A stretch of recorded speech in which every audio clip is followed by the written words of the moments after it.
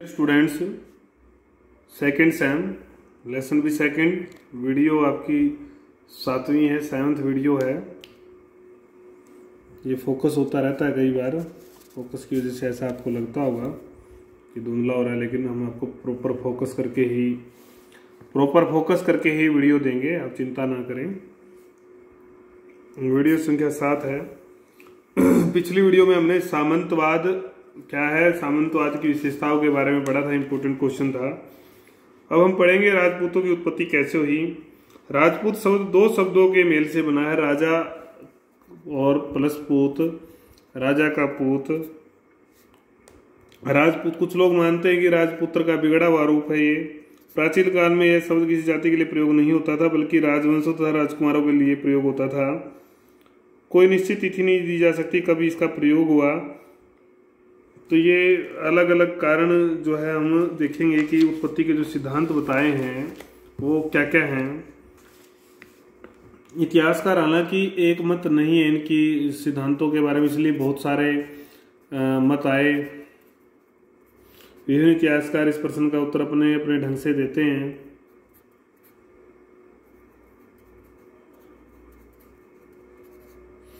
तथा इसी संदर्भ में अपने मत भी प्रस्तुत करते हैं। राजपूतों की उत्पत्ति के बारे में दिए गए प्रमुख मतों का संक्षेप में वर्णन इस प्रकार है। विदेशियों से उत्पत्ति। कुछ यूरोपीय इतिहासकारों ने राजपूतों को मूलतः विदेशी बताया है। कर्नल टोड, वेरी इंपॉर्टेंट, 2 अंक में इनको नोट कर लें आप। कर्नल टोड ने ये सिद्धांत दिया, और उनकी पुस्तक का नाम भी मैं आपको बता देता हूँ, एनाल्स या एनाल ऑफ द राजपूताना 2 अंक में आ जाए, तो इसको भी आप नोट कर लें। पुस्तक, इस पुस्तक में उन्होंने ये सिद्धांत दिया, बताया उसमें राजपूतों को शक हूण जो आक्रमणकारी हमारे देश में आए थे, हमारे ऊपर हमला किया था, कुषाण, उनसे संबंध इनका जोड़ा है, इनसे संबंधित बताया है उसने। विदेशी जातियों की संतान इनको बताया, मिला जुला रूप। उसने तर्क क्या दिया है अपने सिद्धांत की पुष्टि के लिए? राजपूतों और इन विदेशी जातियों में अनेक समानता के तत्व हैं। तो ऐसे समानता के तत्व क्या हैं? स्त्रियों की जो सामाजिक स्थिति थी उनमें और इनमें वो भी एक जैसी है, इसने ऐसा बताया। अश्वमेध यज्ञ पता है आपको, जब विजय दिखाने के लिए भी जहां जहां वो घोड़ा जाएगा वो क्षेत्र जीता हुआ मान लिया जाएगा, ऐसा भी होता था। अश्वों की पूजा, शस्त्र की पूजा, ये सब राजपूत भी करते थे, और शक, हूण और कुषाण भी करते थे। ऐसे रीति रिवाज जो है काफी मिलते हैं इनके परंपरा। अतः ये ताकतवर शासक विदेशी जातियां ही थी जो भारत में स्थायी तौर पर बस गई और कालांतर में राजपूत कहलाई। ये कहना है कर्नल टोड का। खंडन, आलोचना भी होगी हमारे यहाँ, ये तर्क दिया था, ये खंडन होगा, आलोचना होगी कि रीति रिवाजों के प्रभाव का तर्क राजपूतों को विदेशी मानने के लिए कोई ठोस आधार नहीं है। ये जो रीति रिवाज बताए ये कोई ठोस आधार नहीं है। ये रिवाज भारतीय और विदेशी लड़ाकू जातियों में स्वतंत्र रूप से भी विकसित हो सकते हैं, किसी में भी विकसित हो सकते हैं, ये बात तो ठीक है। तथा अक्षत्रिय गुण विदेशियों में भी हो सकते हैं। अक्षत्रिय के जो गुण होते हैं, वीरता के जो गुण हैं, तो ये सिद्धांत थोड़ा सा भ्रामक लगता है, कोई ठोस इसमें प्रमाण दिखता नहीं है। दूसरा सिद्धांत आता है आपका अक्षत्रियों के वंशज। अक्षत्रियों के वंशज का जो सिद्धांत है उसको देखेंगे तो विदेशी उत्पत्ति सिद्धांत का खंडन करते हुए गौरी शंकर हीराचंद ओझा, गौरी शंकर किसने दिया, इंपॉर्टेंट ये भी है इसमें, और बड़ा क्वेश्चन भी इंपॉर्टेंट है। गौरी शंकर हीराचंद ओझा ने सिद्धांत दिया। उन्होंने बताया कि राजपूतों वाला जो ये सिद्धांत है विदेशी उत्पत्ति का, ये गलत है। इस मत का समर्थन जो इन्होंने दिया C.V. वैद्य ने और अन्य कुछ इतिहासकारों ने भी किया। ओझा का क्या मत है कि राजपूतों की जो परंपराएं थी, वीरता थी, प्रतिज्ञा का जो पालन था, प्रतिज्ञा के प्रति जो निष्ठा थी, युद्ध के प्रति जो भावना थी, कुल की जो प्रतिष्ठा के प्रति इनकी जो ये जो सारी बातें हैं, ये वही है जो प्राचीन अक्षत्रियों में होती थी। राजपूतों की शारीरिक संरचना भी उन अक्षत्रियों से मेल खाती है। समय बीतने के साथ साथ इनके कुलों का विभाजन होता गया और हर्ष की मृत्यु के बाद इन्होंने विभिन्न क्षेत्रों में स्वतंत्र अपने राज्य स्थापित कर लिए। बाद में यही लोग फिर राजपूत कहलाए। राजपूतों के भी वंशों के बारे में हम अगली वीडियो में पढ़ेंगे। बहुत सारे वंश हैं जो ये आप सोचते हो कि एक राजपूत ही एक वंश है, तो इनके कई वंश हैं। प्राचीन काल के क्षत्रिय अचानक कहीं समाप्त कहाँ हो गए, आखिर वो एकदम समाप्त कैसे और कहाँ हो गए, ये भी एक प्रश्न चिन्ह उठता है। तो इसलिए बल्कि राजकुर्य से जुड़े ये वही लोग थे जो मध्यकाल में राजपूतों के नाम से विख्यात हुए। यही लोग सूर्यवंशी और चंद्रवंशी जो परंपरा थी क्षत्रियों की उससे संबंध रखते थे। आलोचक क्या कहते हैं, अब इसका खंडन होगा, आलोचना होगी कि अपने सिद्धांत के पक्ष में जो है ओझा जी स्पष्ट प्रमाण, यथेष्ट प्रमाण जो है नहीं दे पाए। तो पहला बिंदु तो इन्होंने ये कहा कि ज्यादा सॉलिड प्रमाण इनके पास नहीं है। आलोचकों का तर्क यह भी है कि हर्षवर्धन या इससे पहले के शासकों ने स्वयं को राजपूत क्यों नहीं कहा, जबकि वो सारे गुण रखते थे योद्धा वाले, फिर भी उन लोगों ने अपने आप को अक्षत्रिय नहीं कहा। तो ये भी है बात तो मानने की। दूसरा, अगर अक्षत्रिय ही थे तो उन्होंने स्वयं को राजपूत सिद्ध करने के लिए इतना प्रयास क्यों करना पड़ा, ये बात भी है। तो ये संदेहास्पद कर देता है इस सारी स्थिति को। तो ये इसकी भी आलोचना की गई है। तो ये भी ज्यादा रिलायबल सोर्स नहीं है, ज्यादा मतलब उत्पत्ति का सिद्धांत जो है सटीक नहीं जचता। इसके बाद ब्राह्मणों से उत्पत्ति का सिद्धांत आता है। दशरथ शर्मा, मधुसूदन, विश्वभर शरण पाठक, तो इन्हीं किन किन्हों ने दिया ये याद कर लेंगे आप। दशरथ, मधुसूदन, विश्वभर शरण पाठक, इन लोगों ने सिद्धांत दिया, शोध किया, इन्होंने शोध करके रिसर्च करके सिद्धांत दिया। उन्होंने अलग अलग ढंग से चौहानों, ये वंश हैं इनके अलग अलग जो जिन्होंने स्थापित किए थे। प्रतिहार के बारे में आप पढ़ के आए थे। चौहान आपने सुना होगा पृथ्वीराज चौहान के बारे में। गहलोतो, परमार, कदम्ब, इन सब का अध्ययन किया और अध्ययन करके उन्होंने क्या स्पष्ट किया कि राजपूत शस्त्रधारी ब्राह्मण थे। क्या स्पष्ट किया कि ये ब्राह्मण थे, इन्होंने अस्त्र उठाए थे, ये सब ब्राह्मण थे। हर्ष की मृत्यु तक इनका जो मुख्य कार्य था वही धार्मिक कार्य, पूजा पाठ, अध्ययन अध्यापन ही था, यही व्यवसाय था। हर्ष की जब मृत्यु हो गई, जब अराजकता फैली, हर्ष मृत्यु लिख देता हूं मैं, तो अरबों के जब आक्रमण हुए तो मुकाबले के खातिर इन लोगों ने हथियार उठाना जरूरी समझा। शास्त्र त्याग कर, शास्त्र छोड़कर शस्त्र को धारण किया और शासन व्यवस्था पर कब्जा कर लिया इन्होंने। फिर कब्जा करना जरूरी हो गया था। प्रश्न यहां भी वही आता कि यदि ये ब्राह्मण थे तो इन्होंने स्वयं को राजपूत करने की, इस पे भी प्रश्न चिन्ह लग जाता है कि इनको फिर ब्राह्मण थे तो ये ऐसी जरूरत क्या थी साबित करने की।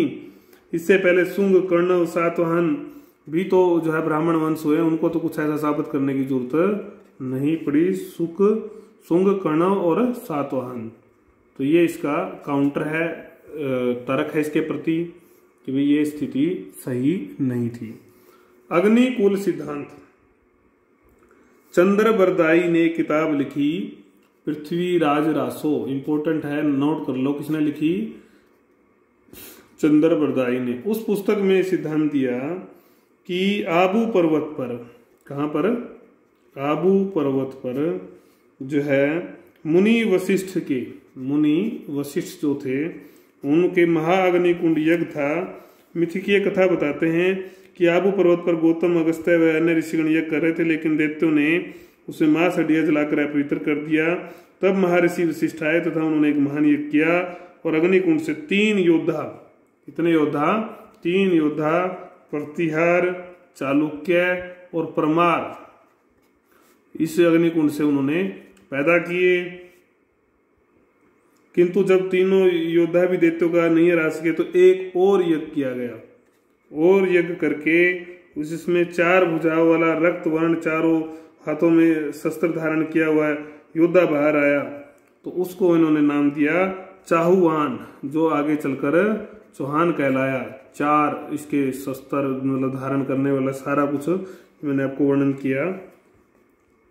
इसने आशा पूरी की सहायता से दैत्यों को मार पीट कर पाताल लोक पहुंचा दिया। इस प्रकार से 4 अक्षत्रिय योद्धा, 3 ये और चौथा ये, राजपूत कालों के राजपूत कुलों के संस्थापक माने जाते हैं।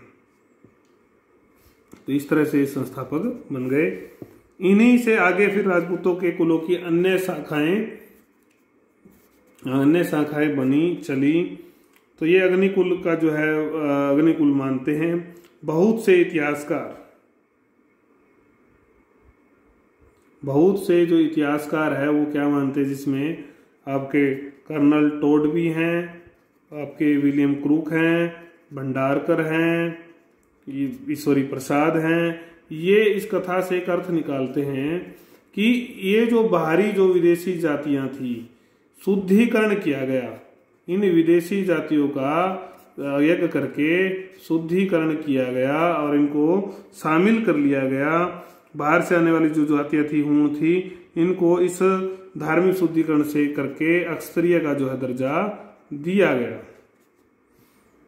ये विद्वान मानते हैं कि अग्नि शुद्धिकरण में पवित्रता का प्रतीक होती थी, तो इसके माध्यम से तलवार के धनी विदेशियों को अग्नि से पवित्र करके हिंदू ऊंच वर्ग में शामिल कर लिया गया।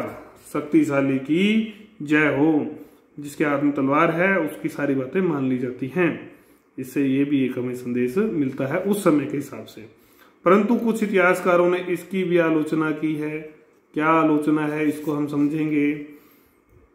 दशरथ शर्मा जी क्या कहते हैं इस संबंध में कि यह मत काल्पनिक अधिक है, कल्पना ही है, कहानी सी जोड़ रखी है, तो काल्पनिक अधिक है, सच्चाई तथा ऐतिहासिकता तनिक भी मालूम नहीं पड़ती।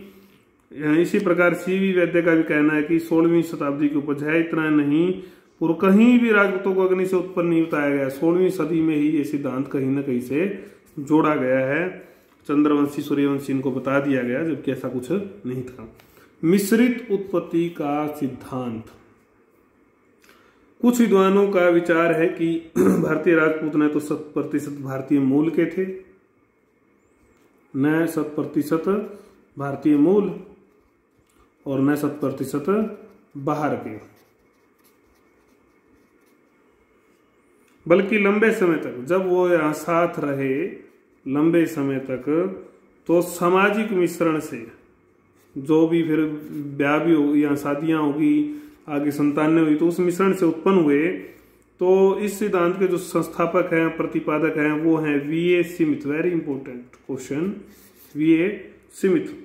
उनका मानना है कि राजपूतों की उत्पत्ति जो है हूण तथा उनके साथ भारत में आई मध्य एशियाई जाति विशेष गुर्जर से संबंधित है। इन विदेशी जातियों में से कुछ परिवार राजपूत अक्षत्रिय के तौर पर भारतीय समाज में शामिल हो गए।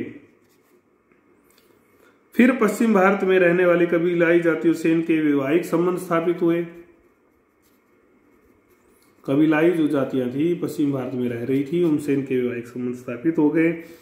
तो कालांतर में इनमें से स्थानीय शासक बनने वाले परिवारों ने अपना जो नाता, जब ये शासक बने, शासक बनने के लिए, अपने आप को स्थानीय दिखाने के लिए, इन्होंने अपना जो शासक बनने हेतु, तो इन्होंने अपना नाता चंद्रवंशी और सूर्यवंशी शासकों से जोड़ दिया, क्योंकि इनको विशेष महत्व था हमारे यहाँ समाज में। सजग प्रयत्न किया। यद्यपि ये लोग क्योंकि लड़ाकू थे, वीर थे, तो इनको अपनी पहचान अक्षत्रिय के तौर पर स्थापित करने में कोई मुश्किल नहीं हुई। लेकिन नामकरण अक्षत्रिय नहीं, अपितु राजपूत के रूप में हुआ। इस प्रकार स्मिथ का विचार है कि निचले सामाजिक दर्जे के अक्षत्रिय राजपूत शासकों के रूप में स्थापित हो गए। इस सिद्धांत की पुष्टि ईश्वरी प्रसाद भंडारकर सरीखे इतिहासकारों ने अपने तर्कों के आधार पर की है। मतलब कुल मिलाकर भंडारकर और ईश्वरी प्रसाद ये लोग भी इसके समर्थक थे। नोट कर लें आप इसको, कौन कौन इस सिद्धांत के समर्थक हैं। इंपॉर्टेंट सिद्धांत था ये। भंडारकर ने चौहानों को खज्जर नामक विदेशी जाति के पुरोहित वर्ग को बताया है। आधुनिक सिद्धांत। राजपूतों की उत्पत्ति से जुड़े संपूर्ण प्रश्न को अब इतिहासकार देशी विदेशी श्रेणियों में बांटकर नहीं देखते, क्योंकि यह दृष्टि पूर्वाग्रह से रहित नहीं हो सकती। मतलब पूर्वाग्रह को छोड़ दिया, को छोड़कर अब देशी विदेशी में नहीं बांटा नहीं। तो अब क्या किया, बी.डी. चट्टोपाध्याय ने एक संपूर्ण प्रक्रिया में मतलब ये एक सिद्धांत, आधुनिक सिद्धांत में बी.डी. चट्टोपाध्याय का विशेष योगदान है। इन्होंने कहा कि भाई एक प्रक्रिया जो है अपनाई जानी चाहिए सारे के लिए, और उस प्रक्रिया से ही सही शोध होगा। तो प्रक्रिया क्या थी, संपूर्ण प्रक्रिया क्या थी। रोमिला थापर ने भी इसका समर्थन किया। उनके अनुसार क्या था, मूलतः उस ऐतिहासिक प्रक्रिया को समझना होगा।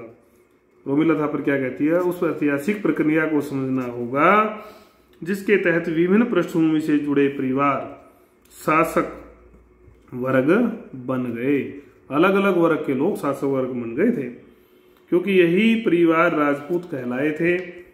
राजपूतों की उत्पत्ति संबंधी जो गुत्थी है, जो ये रहस्य है, ये समस्या है, इसको सुलझाने के लिए पूर्व मध्यकाल में जो वंशानुगत स्थानीय सामंती जो राज्य का उदय हुआ, इनको समझना जरूरी है।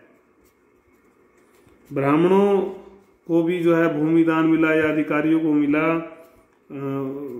ये भी समझना इसमें काम आएगा, जिसके तहत इन सब चीजों से ये जब चीजें होती गई तो नई जातियां इनसे अस्तित्व में आई, इनका ऐसा मानना है।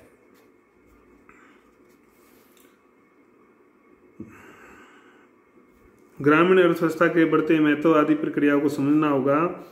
सामाजिक आर्थिक प्रक्रिया को भी समझना होगा, जिससे सारी नई जातियां उभर कर आई। कौन सी जातियों में स्तरीय स्तर के गुण थे, इच्छा थी, किन परिस्थितियों में इनकी उत्पन्न हुए, ये उन परिस्थितियों को समझना होगा। क्या वो परिस्थितियां, ये निष्कर्ष के तौर पर कहा जा सकता है कि राजपूतों की उत्पत्ति, निष्कर्ष क्या है, तो राजपूतों की उत्पत्ति पूर्व मध्यकालीन, कौन सा, पूर्व मध्यकालीन, जब मध्यकालीन चल रहा था उसमें पूर्व जैसी परिस्थितियां थी, खासकर सामंतवाद की जो आर्थिक सामाजिक उस समय में जो विशेषताएं हम पढ़ के आए हैं, आर्थिक सामाजिक राजनीतिक परिस्थितियां थी, इनमें हुई। शुरू में विभिन्न पृष्ठभूमि वाले जो लोग थे, जिनके बैकग्राउंड कोई कुछ काम कर रहा था, कोई कुछ कर रहा था, तो ये सभी परिवार राजपूत कैसे बने, कैसे राजपूत कहलाए, तो जो शासक एवं प्रशासक का फिर इन्होंने दर्जा प्राप्त किया।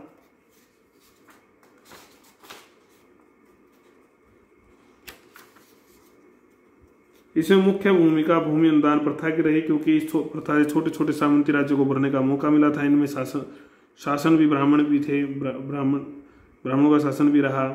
बहुत सी राजस्थान की जनजातियों के सरदार भी सत्ता को संगठित करके एक स्तरीय दर्जा हासिल करते गए। यही स्थिति बाहर से आने वाली जातियों की भी रही।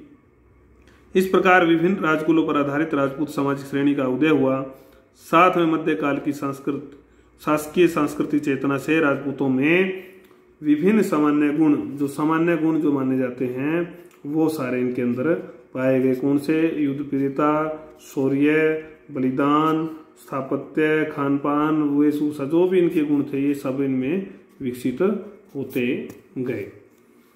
तो इस सारे में हमने समझा, अगर बड़ा क्वेश्चन आ जाए राजपूतों की उत्पत्ति के सारे सिद्धांतों के बारे में बताइए, तो निष्कर्ष भी आपको जरूर लिखना है। वही हम आपको पहले ही बता चुके हैं, 4-5 लाइन जो है आपके पास इंट्रोडक्शन या भूमिका की हो किसी भी क्वेश्चन को लिखते समय, और फिर उपसंहार जिसको बोलते हैं या निष्कर्ष बोलते हैं, 4-5 लाइन उसके ऊपर भी आपके पास होनी चाहिए, तब जाके आपका। और बीच में जो हेडिंग है, हेडिंग, सब हेडिंग, ये भी जरूर होनी चाहिए। और एक कथन, किसने क्या कहा, रोमिला थापर ने कहा या किसी और साहित्यकार, इतिहासकार या किसी बड़े विद्वान ने कोई बात रखी है तो उसका संदर्भ भी आना जरूरी है, जिससे फिर हमारा ये पूरा मामला ठीक हो जाता है।